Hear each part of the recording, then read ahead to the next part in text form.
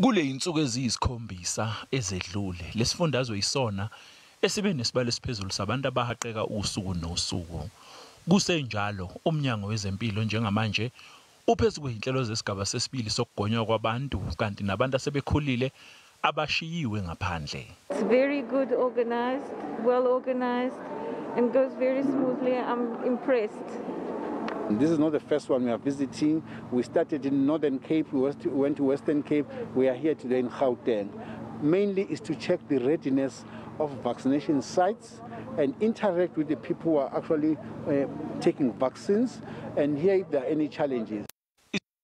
iCharlotte Maxeke Academic okungesinye seyikhungo okugonyelwa kuzona sake savalwa kulonyaka ngemuva kokuqubuka komlilo.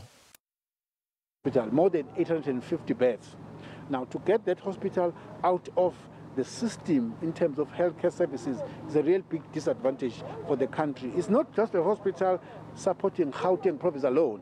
Northwest and other provinces benefit from this hospital. It's highly specialized services that are provided here. So we are concerned and worried. That's why we wanted to check the readiness. Umnyango wezempilo esifundazweni wengeze ikhungo engama-25 kuleli sonto.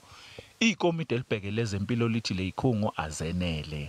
What we actually would push is that we see more sites in the more user-friendly spaces where people are closer, because this one is just but one of many other sites. Okwamanje base u245,000 abantu asebegonyiwe esifundazweni kanti bacela ku500,000 abantu ababhalisele ukugoma.